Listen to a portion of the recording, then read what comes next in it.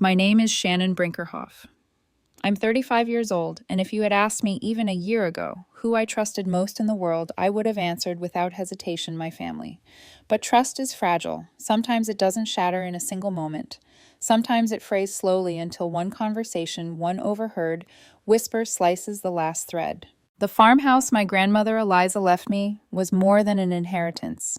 It was the one place on earth where I felt safe, rooted, and at peace.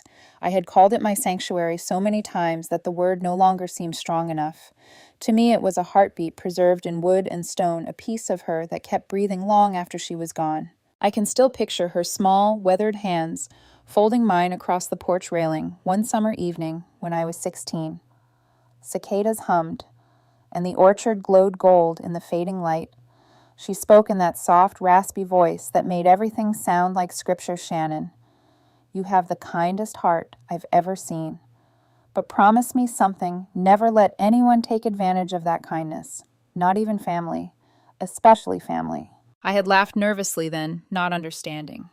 Why would family ever take advantage? Now looking back, her words feel less like advice and more like prophecy. I grew up in a house where love was unevenly portioned out, like slices of cake, that somehow always ended up larger on my younger sister Cassandra's plate. She was the golden child, sensitive, unpredictable, full of drama my parents adored catering to. I, the older daughter, was the responsible one, dependable, practical, steady. Our Shannon never complains, my mother would boast, while handing Cassandra yet another second chance at whatever job or boyfriend she had just fled. But summers with Grandma Eliza balanced that imbalance. At her farmhouse, 90 minutes from the city, I learned how to knead dough until my arms ached, how to prune apple trees without killing them, how to breathe in quiet without needing anyone's approval. She told me stories of her youth in that same rocking chair on the wraparound porch, her eyes sharp with humor and sorrow. It was there, not in my parents' house, that I learned what unconditional love truly felt like. When she passed away at 88, the grief was heavy, but not surprising. What surprised me was the will. I sat in the lawyer's office, my parents on either side of me, when the words were read. To my granddaughter Shannon. I leave the farmhouse and the land it rests on, for she alone has loved it as I have. There had been a letter folded carefully tucked in with the legal documents. I remember reading it later that night, tears smudging the ink. My dearest Shannon, this house is not just timber and earth. It is history. Memory, the bones of our family's story. You feel its rhythm, and that's why it belongs to you. Guard it, cherish it, and let it remind you that your voice matters, even when others try to quiet it. I could swear I smelled her perfume on that paper lavender soap and apple pie. At first, my parents smiled politely, even congratulated me. Oh, that old country place. How sweet, my father said, brushing it off like a trinket. Cassandra rolled her eyes, uninterested. She preferred city life shopping malls and cocktail bars. I thought the matter was settled. Over the next 5 years, the farmhouse became my life's quiet project. I updated its plumbing and electrical, restored its creaking hardwood floors, and planted new rows of vegetables from the heirloom seeds Grandma had saved in mason jars. Every Friday evening, after a long week of real estate work in the city, I'd drive out with a thermos of coffee and watch the fields open up around me. By Sunday night, when I returned, my lungs were filled with air that didn't taste of exhaust or compromise. The house itself was modest, 3 bedrooms, a kitchen, with a 1950s mint green refrigerator. I had restored a living room, centered by a stone fireplace, and the studio Grandma had converted in the detached garage. But every corner pulsed with her memory. The bed frame my grandfather had carved for her as a wedding gift, the recipe cards in her handwriting, the rocking chair where she'd held my hands and warned me. It wasn't just a house. It was her spirit, alive in wood grain and sunlight. Meanwhile, life with my family continued in its old lopsided rhythm. Cassandra drifted from job to job, from one apartment to another, while my parents excused each stumble as artistic temperament. I, on the other hand, built a stable career and became one of the top sellers at my firm. But my achievements were nodded at and quickly dismissed, as though reliability was a given and not worth celebrating. At Sunday dinners, our brittle family tradition. I often felt like an audience member, listening to my parents and Cassandra chatter about her latest crises. My contributions slid past unnoticed, like furniture in the room. and yet I stayed. Part of me still hoped for some acknowledgement, some equal measure of pride. It never came, but I had the farmhouse. Whenever silence at the dinner table cut too sharp, I consoled myself with the knowledge that I would soon be back in my own space, the one place where I wasn't the shadow of Cassandra's spotlight. Looking back now, there were hints that storm clouds were gathering. My mother would make offhand comments like, "You're lucky to have that place, Shannon." But really, it's wasted sitting empty most of the week. My father occasionally asked whether I'd ever thought of putting it to better use. At the time, I dismissed these as casual remarks, but hindsight sharpens everything. If I had paid closer attention, I might have seen what was coming. I might have been ready when the ground shifted under me. Instead, I was blindsided, because one evening, at a family dinner, Cassandra dropped news that turned all those little comments into a drumbeat I could no longer ignore. She was pregnant. And that was the moment, though, I didn't realize it then, when my grandmother's warning began to echo louder than ever. The dinner began like any other, my mother fussing over the roast chicken, my father pouring himself a glass of Cabernet, Cassandra arriving late in a swirl of perfume and complaints about traffic. Tyler, her boyfriend of less than a year, trailed behind her, his shoulders hunched, as if he'd rather be anywhere else. We gathered around the table, the old script unfolding. My parents asking Cassandra about her job at the boutique, Cassandra sighing dramatically that her boss didn't understand her vision, and my father chuckling indulgently as though unreliability were an adorable quirk instead of a pattern. I cut into my food in silence, used to this play, waiting for the moment when someone would remember to ask about me. But that night, the script changed. Halfway through the meal, Cassandra cleared her throat with unusual gravity. "So, I have some news." The clatter of silverware paused. My mother's eyes widened, already brimming with anticipation. "I'm pregnant," Cassandra announced, pressing Tyler's hand as if to anchor herself. The room froze for half a second, then erupted. My mother gasped and covered her mouth with trembling fingers. My father set down his wineglass, blinking in shock, and then like a switch flipped, their faces lit up with joy. "Our first grandchild," my mother exclaimed, rushing around the table to hug Cassandra. My father stood patting Tyler's back with uncharacteristic warmth. "This changes everything," my mother declared, squeezing my sister's hand with teary eyes.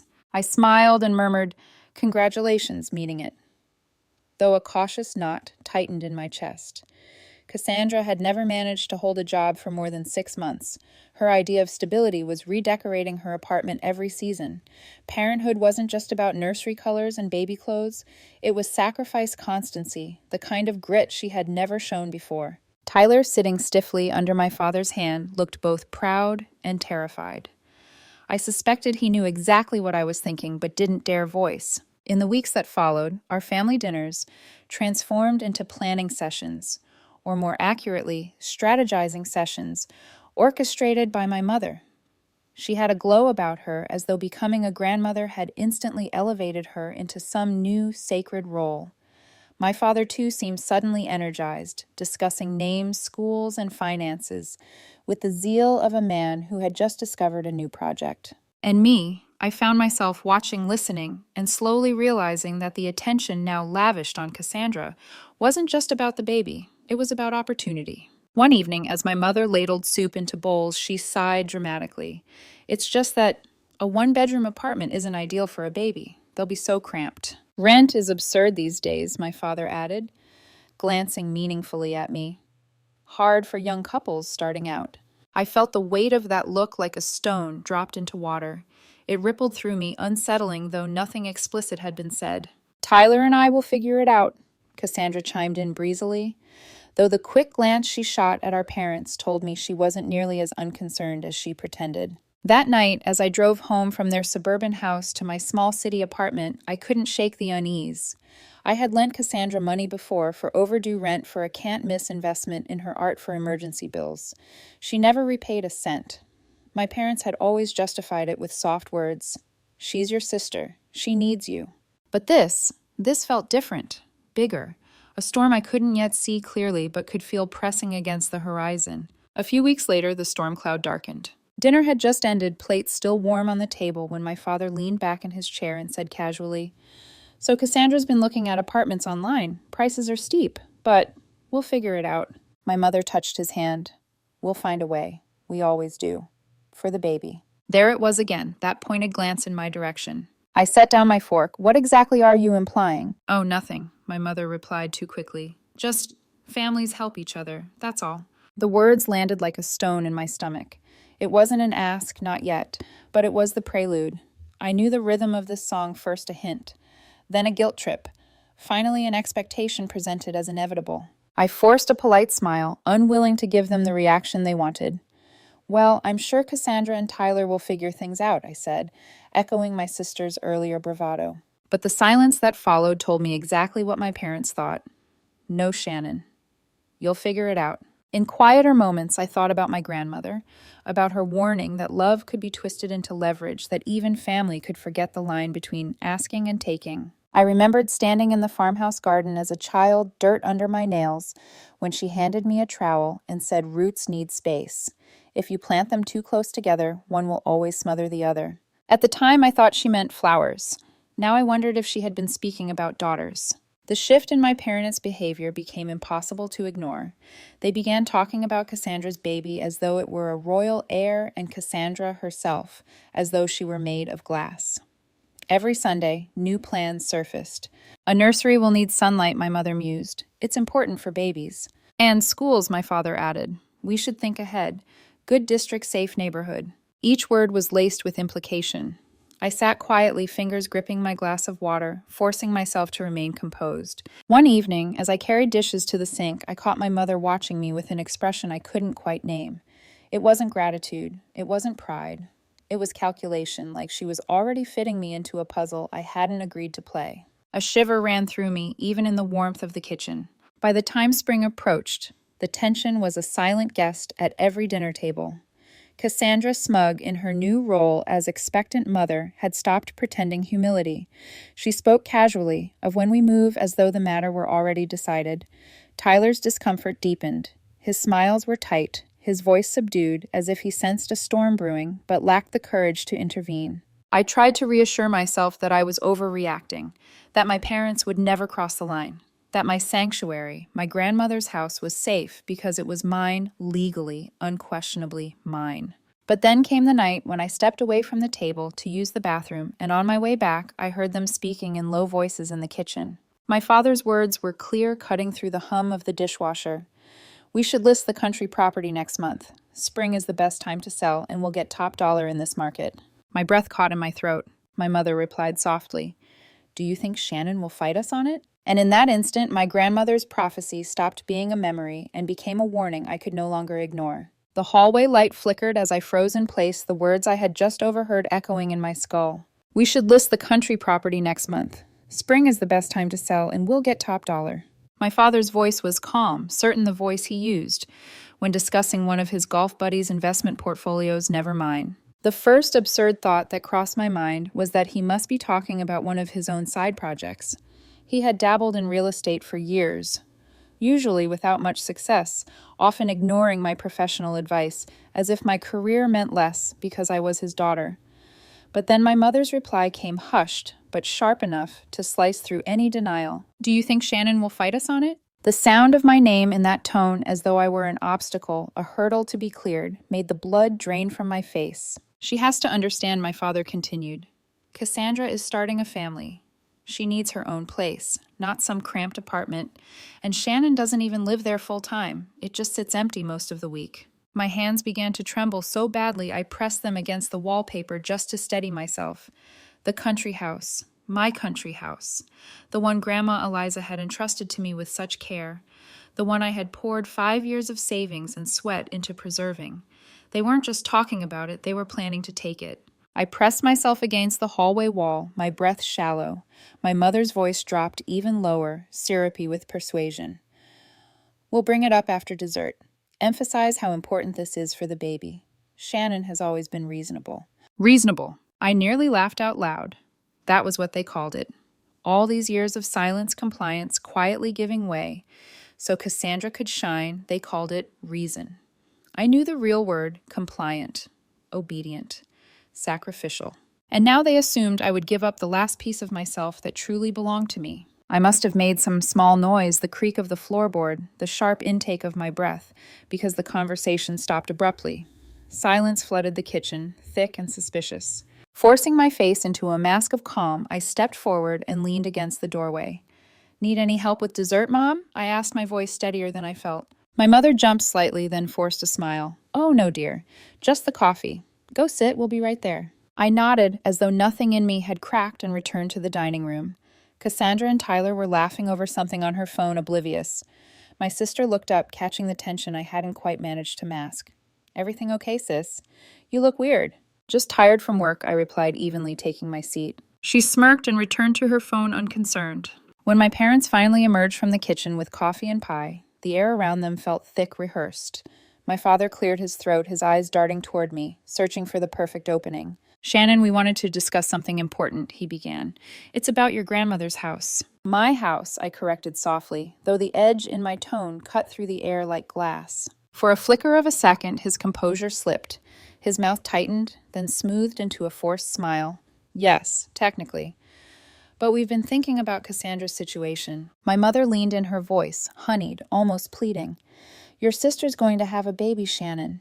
They need space, a proper home. And my father added firmly, we think the most sensible solution would be to sell the farmhouse.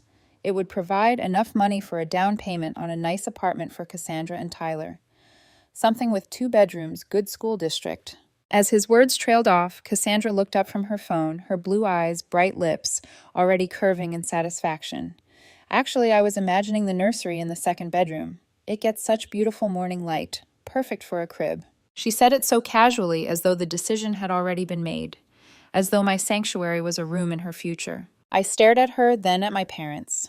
None of them looked guilty. None of them looked ashamed.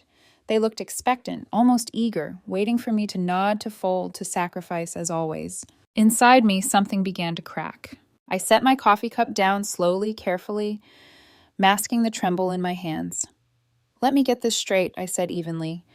You want me to sell the house my grandmother left to me, the house I've maintained and poured money into for 5 years. You want me to sell it so you can hand Cassandra the proceeds for an apartment. Not hand, my father corrected briskly. You would, of course, receive a portion as well. We're not unreasonable. The bitterness in my laugh surprised even me. How generous. My mother leaned forward, her voice soft with manipulation. Shannon, don't be difficult. This is what families do. They support each other. Your sister is going to be a mother. Doesn't your niece or nephew deserve a good home? Support. The word rang in my ears like a taunt. When had support ever flowed toward me? When had my sacrifices been acknowledged, much less reciprocated? I looked at Cassandra. She wasn't pleading or nervous. She was smiling smug, already decorating a nursery in her mind with my grandmother's sunlight. The fury that surged inside me was quiet, steady, not an outburst, but a certainty. Why does it have to be my house? I asked coldly. Why not use your own money, or help them find a rental they can afford? Because we don't have that kind of cash just lying around. My father snapped, his patience thinning. And because this makes sense, my mother added quickly, you don't even live there full time, Shannon. It's wasted most of the week. Be practical. Be practical. That was always the refrain, wasn't it, Shannon, the practical one? Shannon, the reasonable one. Shannon, who would bend until she broke. But not this time. I looked at them, at my parents, the people who had raised me, who were supposed to protect me, and I felt a coldness settle in my chest, an unfamiliar but empowering chill. This house belongs to me, I said slowly, deliberately, and I'm not selling it. Not now, not ever. The silence that followed was sharp, bristling. Cassandra's smile faltered. My mother's face hardened. My father's jaw clenched. This was not the Shannon they expected. I could see the storm gathering behind their eyes, but I didn't wait for it to break. I smoothed my napkin onto the table, and forced my voice into something calm, final. Thank you for dinner. I'll see myself out. And with that, I turned and walked toward the door. Behind me, my mother's voice cracked in outrage. Shannon. Sit down, we're not finished. But I didn't look back. Because for the first time, I wasn't just leaving the table, I was leaving their script behind. The dining room, usually filled with the clatter of forks and the chatter of Cassandra's stories, had turned into a stage where every breath felt scripted. Only this time I refused to play my role. I stood my chair, scraping loudly against the hardwood floor. My parents gaped as though I had just shattered glass in church. Cassandra blinked at me, bewildered, as if my defiance were more offensive than any demand they'd made. I said no. I repeated, my voice quieter now, but carved with steel. I am not selling the farmhouse. My father's face darkened. Shannon, sit down. You're overreacting. I'm not overreacting, I countered. You're planning to sell something that doesn't belong to you. That house is mine. Grandma left it to me, and I've poured years of work and money into keeping it alive. And now you expect me to give it up, what? Because Cassandra can't be bothered to find a bigger apartment. Cassandra slammed her fork down. Excuse me, I'm pregnant, Shannon. Do you have any idea what that means? I can't raise a baby in a one-bedroom with paper-thin walls. I need space. I need stability. Don't you want your niece or nephew to grow up in a proper home? Her words were sharp, but her tone carried that familiar mix of entitlement and martyrdom. She wasn't asking. She was demanding, cloaked in the language of need. I turned my gaze on her, my hands steady now. You need a home, Cassandra, but that doesn't make you entitled to mine. My mother reached across the table, her hand trembling with manufactured tenderness. Shannon, darling, think of the baby. This isn't just about Cassandra. This is about family. Family makes sacrifices. Sacrifices. I repeated the word sour in my mouth. Funny, I don't recall anyone sacrificing for me. I worked 60-hour weeks while you coddled Cassandra through every failed job, every broken lease, every so-called artistic crisis. You never asked her to stand on her own 2 feet because I was always there, wasn't I? The reliable one, the reasonable one. That's not fair. My mother snapped her tone, breaking into sharpness. We've supported you too. We've always... Have you? My laugh was bitter, humorless. When was the last time you celebrated anything I achieved? When I made top seller at my firm? When I bought my own car without asking for help? When I kept that farmhouse from falling apart while you dismissed it as a waste? No. All I got was silence. But Cassandra has a baby on the way, and suddenly my life's work is... expendable. For once, Tyler spoke up. His voice was tentative, as if he knew better than to take a strong stance against the family tide. Maybe we should talk about this another time. Everyone's upset. It's not the right moment. But Cassandra cut him off, eyes flashing. No, Tyler. This is the moment. My parents are right. This house is perfect for us. And Shannon should be grateful she has something to give. Not everyone is so lucky. Her words stung more than I expected. Grateful. As if I had stumbled upon the farmhouse by chance, as if it hadn't been given to me for a reason, as if my years of care meant nothing. You've already decorated the nursery in your head, haven't you? I said softly, almost in awe of her audacity. Do you even hear yourself, Cassandra? You're talking about my grandmother's quilt room, where I keep her things, where I paint sometimes as if it's yours to claim. It will be, she shot back, smug and unyielding. One way or another, it will be. The words vibrated through me, anger searing behind my ribs. I had always known Cassandra was selfish, but to hear her speak so casually about taking what was mine, it felt like betrayal in its rawest form. You really believe that, don't you? I whispered, staring at her as if I were seeing her for the first time. You really think the world exists to give you whatever you demand? And Mom, Dad? You've fed that belief her whole life. You made her this way. My father's fist hit the table, rattling the silverware. Enough, Shannon. Don't you dare speak to us like that. We are trying to do what's best for this family. Cassandra's child is the future. That matters more than your stubborn attachment to a rundown house. Rundown. I almost laughed. You call it rundown, but it's the only thing in our family with history worth keeping. You don't care about the house, you care about appearances. About swooping in to give Cassandra a home without lifting a finger yourselves. You're not trying to help her. You're trying to make me pay for her choices. A tense silence followed. The air was electric, the kind of charged stillness that comes before a storm splits open the sky. Finally, Cassandra leaned back, folding her arms, her voice dripping with disdain. You're jealous. The words landed like a slap. Jealous. Yes, she said, her chin high. Jealous that I'm the one giving Mom and Dad their first grandchild. Jealous that I'm the one they're proud of right now. You've always resented me, Shannon, because I get the attention you don't. I felt my throat tighten, but not with tears, with fury. You think this is about attention? You think I'd sell my soul for a few scraps of approval? No, Cassandra.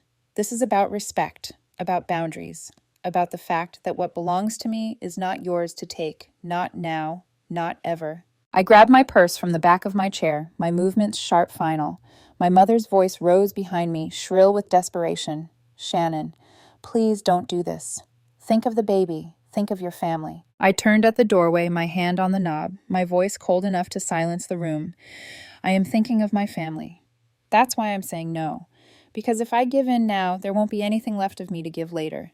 And then with a slam that reverberated through the house, I left. The night air outside was thick with spring moisture, heavy and cool. I gripped the steering wheel of my car, staring at the glowing windows of my parents' house, and realized something that made my chest ache with both terror and relief. They had always expected me to bend, but tonight, for the first time, I hadn't. As I drove away, the road lit by my headlights, I felt both lighter and lonelier than I ever had before. I didn't know then just how far my family would go to break me. But I knew one thing with absolute clarity: they would never see me as the obedient daughter again. The following weekend, I drove out to the farmhouse, hoping its quiet would settle me. Normally, crossing that gravel driveway felt like slipping into another skin, one that fit, one that breathed. But this time the sanctuary seemed heavier, as if even the walls could sense the betrayal hanging over me. I unlocked the door and stepped inside, the familiar creak of the floor greeting me. The air smelled faintly of lavender and old wood, but instead of comfort, it carried the metallic taste of intrusion. For the first time in 5 years, I felt like a guest in my own home. I wandered through each room, touching surfaces like I was reassuring myself the place was still mine. My grandmother's rocking chair on the porch, the stone fireplace, the mint green refrigerator I had restored. All of it whispered her presence, her choice. She left this to you, Shannon, for a reason. But the whispers of memory were drowned out by the buzzing of my phone. The first call was from my mother. "Shannon," she said briskly when I answered, skipping the usual greetings. "This sulking needs to stop. We're trying to have a serious family discussion." "There's nothing to discuss," I said, keeping my voice even. "The house is mine. I'm not selling it." Her sigh was loud enough to rattle the receiver. "Your sister is in tears. She's overwhelmed, Shannon.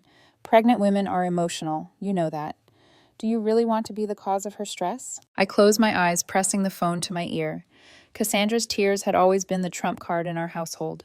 Cry and the world shifted for her, but I was done being guilt-tripped into surrender. "I'm sorry she's upset," I said firmly, "but that doesn't change my decision." My mother huffed and hung up without a goodbye. The calls didn't stop. My father texted a list of apartments, each link accompanied by comments like, "Perfect starter home for Cassandra and Tyler," or "Great school district, imagine your niece here." Cassandra herself sent me photos of baby furniture, a crib with lace trim, a rocking bassinet. One message read, "This would look so cute in the upstairs bedroom." The upstairs bedroom, my grandmother's quilt room. I stared at the picture, rage bubbling hot in my stomach. They had already decided where to put the baby's crib, as if my consent were a formality. They would collect eventually, once I stopped being difficult. By Sunday evening, as I packed up to return to the city, my phone buzzed again. This time it wasn't cajoling. It wasn't guilt. It was a bomb. A text from my father. "We've arranged an open house for next Saturday. Please make sure the place is tidy." I dropped my keys, the clatter echoing in the farmhouse kitchen. My hands shook as I dialed his number, the rage so sharp it almost made me dizzy. He picked up on the first ring. "Now, Shannon, you did what." My voice was low lethal. "Don't raise your voice," he scolded as though I were still a child. "We just thought we'd get the ball rolling. Properties like this move fast. If we wait too long, the market could shift." "You can't schedule an open house on my property," I hissed. "You have no right." "Don't be dramatic. We still have the spare key from when we helped you move furniture. We'll handle everything. You don't even need to be there." My stomach turned. Not only had they plotted to sell my sanctuary, they had been slipping into it behind my back, keeping a key I never gave permission for them to keep. My parents hadn't just crossed a line, they had obliterated it. "You need to cancel it," I said, my words measured like stepping stones across a river of fury. "Now." My father's tone hardened. "Shannon family comes first. Cassandra's baby comes first. You've always been the sensible one. Don't start acting selfish now." I hung up without answering, my chest heaving. That night, I called Stephanie, my oldest friend, the one person who knew the full story of my family dynamics. They did what she shouted when I told her. "They scheduled an open house," I repeated numbly. "They still have a key. They think they can just do it without me." Stephanie swore under her breath. "Shannon, that's not just inconsiderate, that's illegal. You're the sole owner. They can't sell what doesn't belong to them." "They don't seem to care about that detail," I muttered. "So what are you going to do?" I stared out the window at the orchard bathed in moonlight, every branch a reminder of my grandmother's hands tending them. "I don't know, but I'm not going to let them take this from me." Stephanie's voice softened, steady. "Good. It's about time you stood up to them. They've been taking advantage of your good nature for years. This ends now." After we hung up, I sat in the dark living room, the tick of the old clock filling the silence. My mind spun through options. I could change the locks, but they'd only find another way in. I could confront them again, but they had already proven they wouldn't listen. I could hire a lawyer, but the thought of suing my own parents made my stomach twist. No, I needed something stronger, something final. And then, like a spark in dry grass, an idea flared. Extreme, vindictive even, but maybe the only way to end this once and for all. I was a real estate agent. I knew the market. I knew how to sell a house faster and cleaner than any outsider. If anyone was going to sell my farmhouse, it would be me. On my terms, not theirs. As the thought settled and the weight on my chest began to lift, replaced by a cold, clear resolve. They wanted to strip me of my sanctuary fine. I would strip them of their illusion of control. By the time I drove back to the city Monday morning, my plan was already set. Monday morning, I walked into my broker Darren's office with a determination that surprised even me. My heels clicked against the marble floor, sharp and deliberate. I didn't even bother with pleasantries. I want to list my own property, I said, sliding into the chair across from him, and I need it to happen fast. He raised an eyebrow. Darren had worked with me for nearly a decade. He knew I didn't make rash decisions. Fast how? 2 weeks, I replied. His brows shot up. Shannon, that's ambitious, even for you. What's the rush? I forced a tight smile. Circumstances changed. Let's just say it's the right time. He studied me for a moment, clearly sensing there was more to the story, but he didn't push. That was one of the reasons I trusted him. All right, he said at last, let's do it your way. The next 2 weeks were a blur. I called in favors from stagers, photographers, and contractors I'd worked with for years. Every surface of the farmhouse gleamed, every detail staged to perfection. I chose soft linens for the bedrooms, fresh flowers for the dining table, a throw blanket on Grandma's rocking chair. Subtle touches that honored the house without making it impersonal. When the photographer captured the orchard at golden hour, sunlight weaving through the apple trees, I felt a pang so sharp I had to look away. The images were stunning, too stunning. They made it real soon. This house would belong to someone else. But the alternative, letting my parents steal it from me, handing it to Cassandra as though my grandmother's gift meant nothing, was unbearable. If losing the house was inevitable, then at least I would choose who received it. I crafted the listing description myself, pouring into it the kind of care most agents save for million-dollar properties. Historic farmhouse with modern updates on 2 landscaped acres. Features include original hardwood floors, stone fireplace, restored vintage appliances, and a detached studio with northern light. Perfect retreat for those seeking quiet without sacrificing comfort. I deliberately priced it just under market value. Enough to attract attention quickly, but not so low that it felt desperate. No public open houses, I told Darren firmly as we finalized the agreement. Qualified buyers only. Proof of funds or pre-approval required, and I want to approve every showing personally. He gave me a long look. Keeping this quiet, huh? You could say that, I answered. The listing went live Friday morning. Not on public sites where my parents or sister might stumble across it, but through private channels accessible only to agents and their clients. Within hours, we had 6 requests. I scheduled them for Saturday, deliberately timing it while my parents were at a charity golf event they'd been gushing about. They wouldn't suspect a thing. That morning, I arrived early, every nerve buzzing. I polished counters, fluffed pillows, adjusted curtains, until the house looked like a dream. Then I stood on the porch, breathing in the crisp air, telling myself this was control. This was power reclaimed. The first 2 couples were polite, but not serious, one looking for a fixer-upper, the other more interested in the orchard than the house itself. The third was a pair of artists who adored the detached studio, but admitted reluctantly that the price stretched beyond their budget. The fourth and fifth were investors circling like vultures. They spoke openly about turning the farmhouse into an Airbnb, their eyes gleaming at the profit margins. My stomach nodded. The thought of Grandma's quilt room rented out to strangers on weekends made me physically ill. I was starting to lose hope when the last appointment arrived. He introduced himself as Gabriel Jackson, mid-40s tall with a calm presence that seemed to fill the porch without overwhelming it.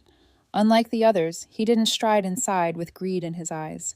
He paused, ran his hand gently along the oak banister of the staircase, and murmured, "Craftsmanship like this.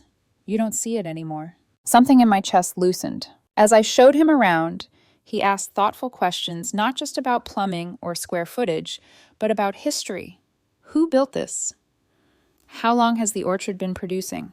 Was the studio always a studio, or was it converted? When we reached the detached garage-turned-studio, he grew quiet. He stood by the wide, north-facing window, sunlight spilling across the wooden floor. "My late wife was a painter," he said softly. "She always wanted a studio with light like this." I swallowed my throat tight. "I'm sorry," I murmured. He nodded, eyes distant for a moment, then turned back to me. "Spaces carry memories. That's what makes them sacred." I had spent 5 years trying to explain that very thing to my parents, only to be dismissed as impractical. And here was a stranger who understood instantly. When we finished the tour, Gabriel asked if we could sit on the porch for a moment. We settled into the rocking chairs, the same ones where my grandmother had once folded my hands into hers. "This is a special property," he said. "I can tell it means a lot to you." I hesitated, then found myself speaking truths I hadn't planned to share. It was my grandmother's. She left it to me. I always thought I'd keep it forever, but circumstances changed. His gaze was steady, kind. "If I were to make an offer, would it give you peace to know I'd honor this place? I wouldn't tear it down, wouldn't flip it. I just want somewhere quiet, a retreat." The weight pressing on my chest eased slightly. For the first time, the idea of letting go didn't feel like betrayal. It felt like choice. By the time Gabriel left, I knew he was the one. That evening, Darren called. We got an offer. Full asking price. Clean. Flexible closing. From Gabriel. "Yes, how did you—" "I'll accept," I interrupted. "Already no counter." "No counter," I said firmly. "This is the right one." As I hung up, relief and grief tangled in my chest. I walked through the farmhouse one more time, running my hands along the walls, whispering goodbyes to empty rooms. The house would no longer be mine, but at least I had ensured it wouldn't become Cassandra's. The call came on a Saturday morning. I was still in pajamas, coffee steaming in my hand when my phone buzzed, with my father's name flashing across the screen.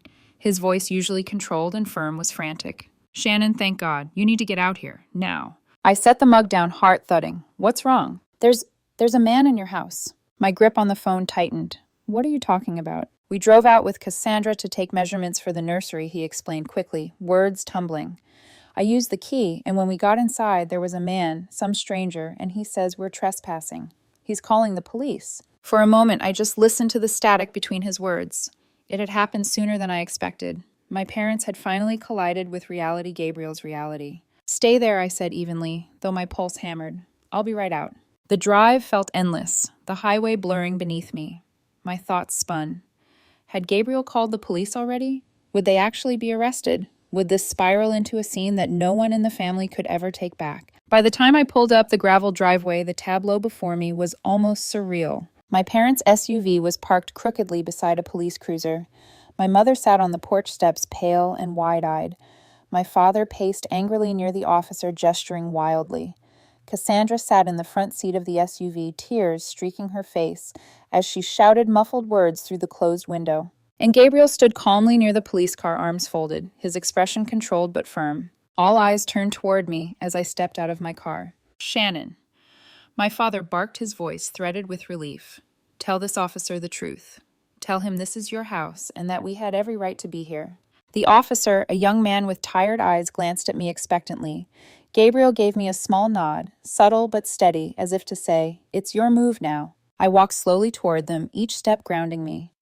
This was the moment I had dreaded, the moment I had prepared for. No more pretending. I drew in a breath, then said clearly, "Actually, this isn't my house anymore. I sold it 2 weeks ago to Mr. Jackson." The silence that followed was so sharp it rang in my ears. Cassandra's sobbing cut off abruptly. My mother blinked, stunned, her lips parting as though she couldn't form words. My father's face went from confusion to dawning horror in a heartbeat. "You what?" he choked. "You can't have sold it," my mother gasped, standing unsteadily. "We were going to sell it for Cassandra's apartment." I turned to the officer, my voice calm. "The deed has already transferred. The county records will confirm it. Mr. Jackson is the legal owner. My parents and sister no longer have any claim to this property." The officer cleared his throat. "So you're saying your parents entered without the owner's permission?" "It was a misunderstanding," my father snapped quickly. "This is family business. You don't need to involve yourself." But the officer's gaze stayed on me. "Ma'am." "There's no misunderstanding," I said firmly. "They kept a spare key without my knowledge. They used it to enter a property they don't own. That's trespassing." Gabriel stepped forward, then his tone even, but resolute. "Officer, I don't wish to press charges so long as they leave immediately and understand they cannot return without invitation." My mother looked at him as though he were a thief rather than the rightful owner. This is insane. Shannon, how could you? How could you do this to your sister, to your family? I met her gaze. I did what I had to do. You planned to take the house from me without asking, without permission. I chose to act first. Cassandra stormed out of the car, then her face twisted with rage and grief. She staggered toward me, her pregnant belly leading, her voice cracking like glass. How could you do this to me? She screamed. To my baby. You knew we needed this house. You ruined everything. You needed a place to live, I said, keeping my voice steady, though my heart was pounding. Not this place. Not my house. You never even asked, you just assumed. You're selfish, she spat, tears blurring her words. You've always been jealous. You've hated me since we were kids because I got the love you didn't. And now you're taking it out on me and my baby. My father rushed forward, grabbing her arm and pulling her back before she could lunge closer. That's enough, Cassandra, he muttered, though his own face was blazing red. The officer shifted uncomfortably, clearly eager to diffuse the family drama. If no one wishes to press charges, then I'll file a report and that'll be the end of it.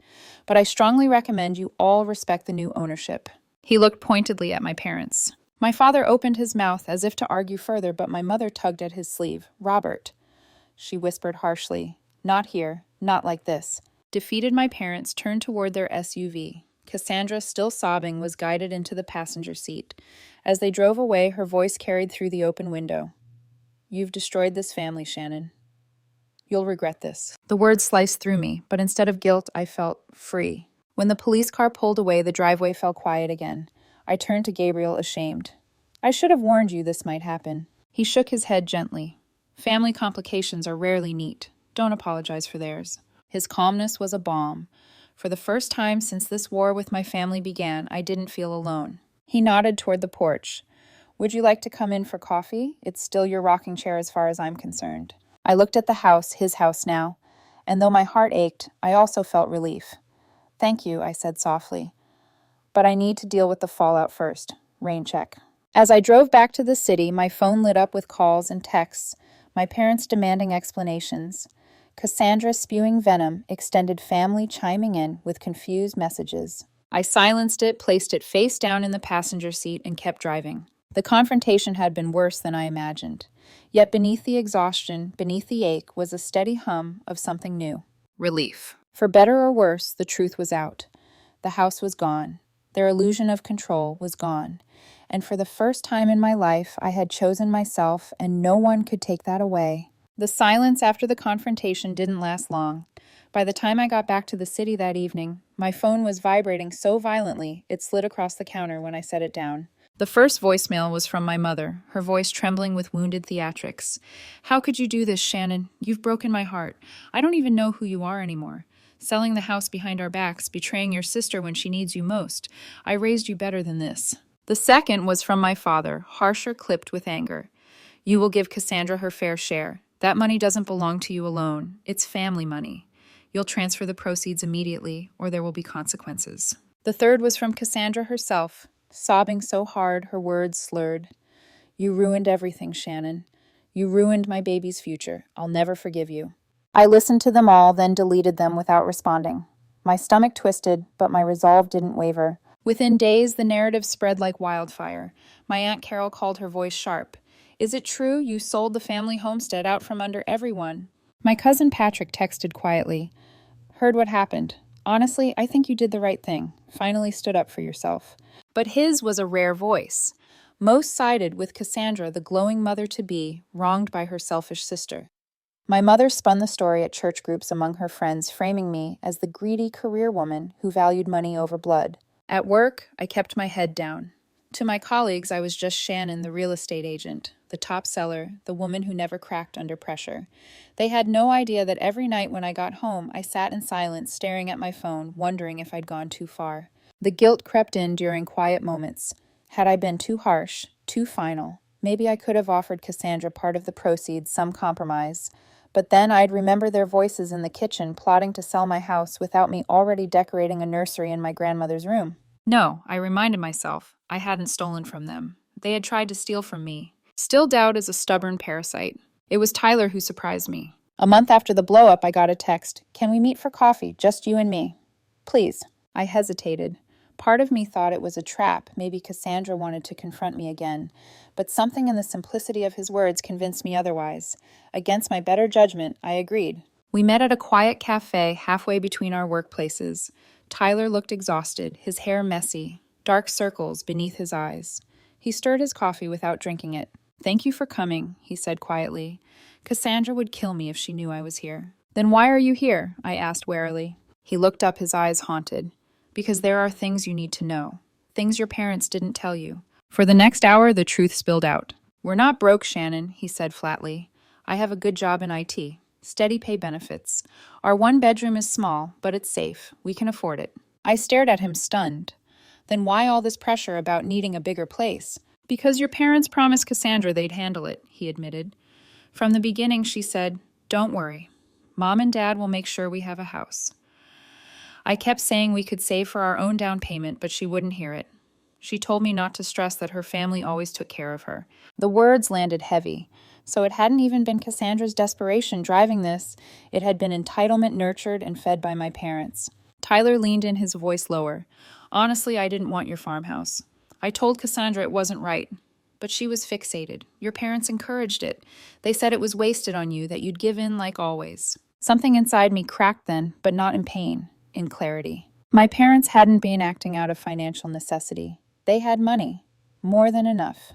In fact, Tyler told me something else that made my blood run cold.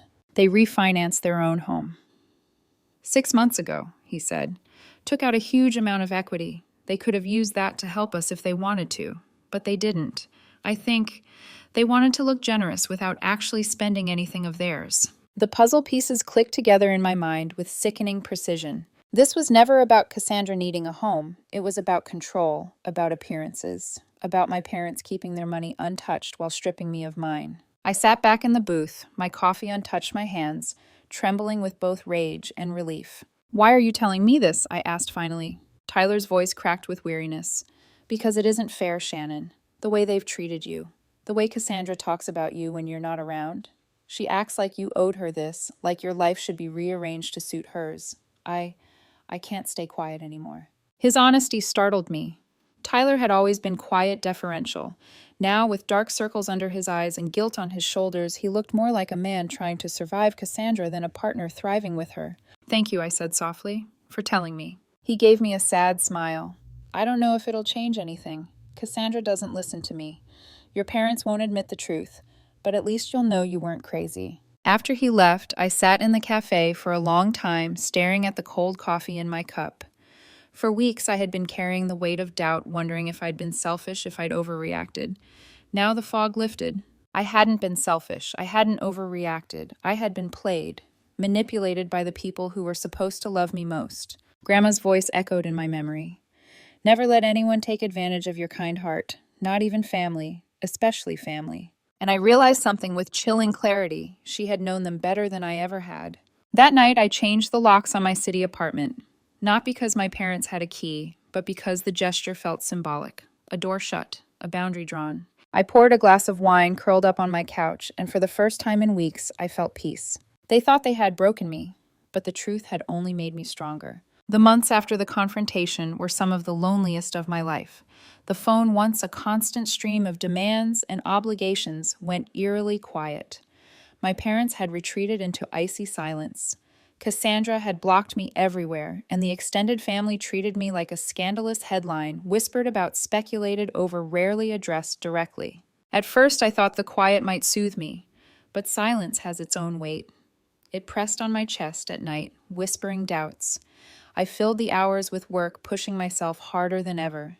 Deals closed. Records broke.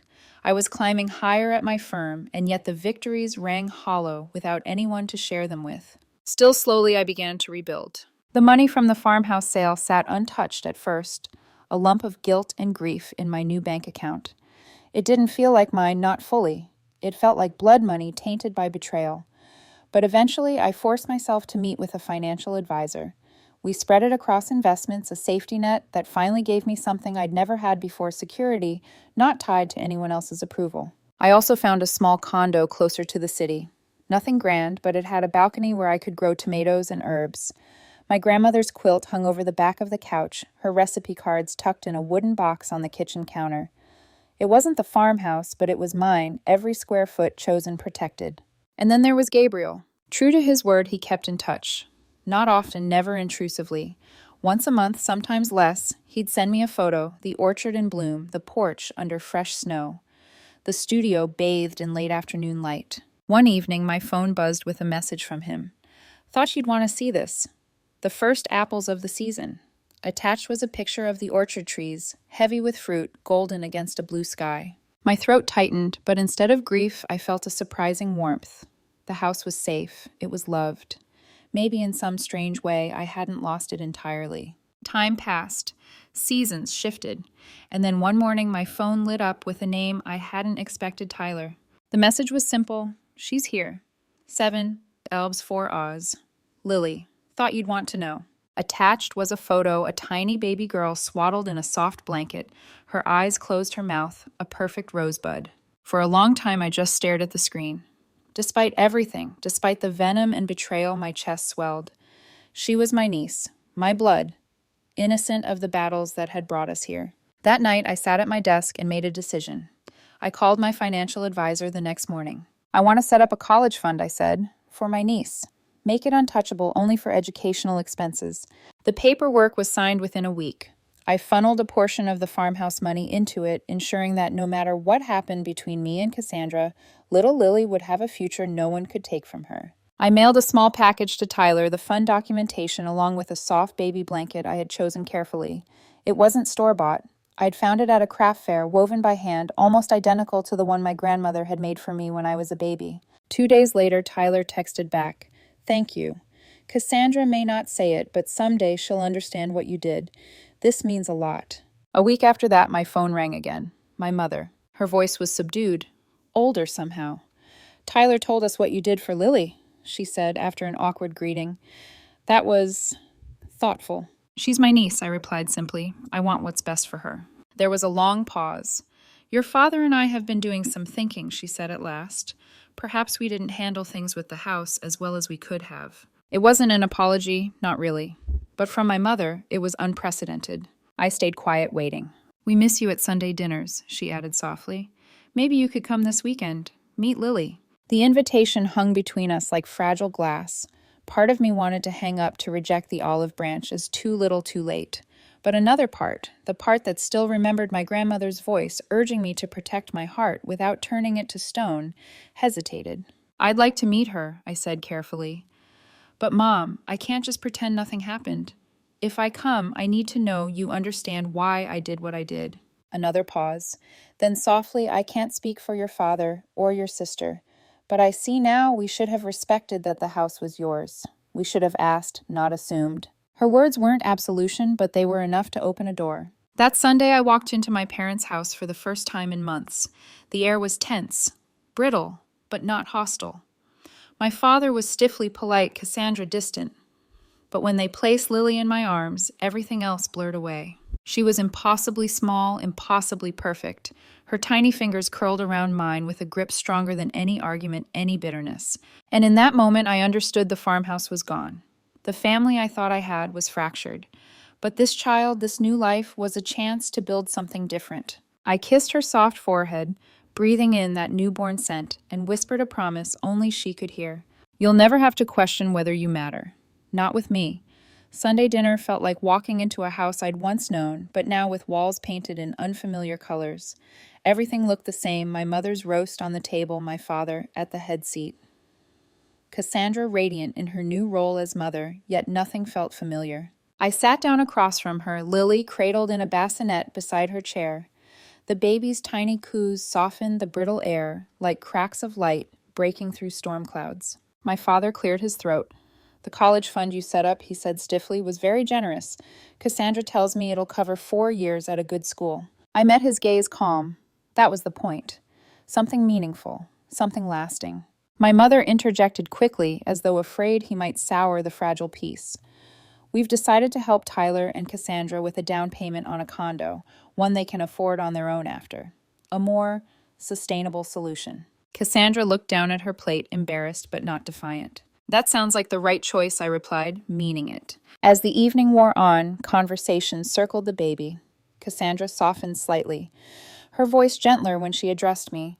At one point, she leaned across, whispering as Lily stirred. I was so angry at you, she admitted, her eyes fixed on the baby's tiny hands. I thought you chose a house over me, over her. My chest ached, but I kept my tone even. That was never the choice, Cassandra. It wasn't you versus a house.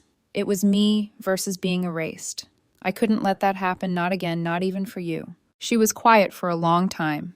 Then, still watching Lily, she murmured, Mom and Dad always made it sound like the farmhouse was a family asset, and since I needed it more, it should be mine. I never thought about what that meant for you. Her words cracked something in me, not pain this time, but release. Later, while the baby napped, we found ourselves on the porch. The night air was cool, carrying the scent of freshly cut grass. Cassandra rocked gently in the chair, Lily nestled against her chest. You know, she said softly, motherhood changes how you think. Makes you see what you never did before. I want Lily to grow up knowing her opinions matter. That no one can decide for her what she's entitled to. I guess I never gave you that respect. I swallowed hard, tears pricking. That sounds like excellent parenting. She glanced at me, her blue eyes unusually clear. I can't promise Mom and Dad will ever admit what they did was wrong, but I see it now, and I'm sorry. Not for wanting a good home for my baby, but for assuming I had a right to yours. Her apology, raw and unpolished, was more than I'd dared hope for. Thank you, I whispered. That means more than you know. Inside, my parents were quieter than usual. My mother busied herself with dishes, my father fussed over coffee. Neither offered direct apologies, but there was a new carefulness in how they spoke to me, as though they'd finally realized I wasn't the compliant daughter anymore. It wasn't everything I wanted, but it was enough. In the months that followed, healing came in small, sometimes awkward doses.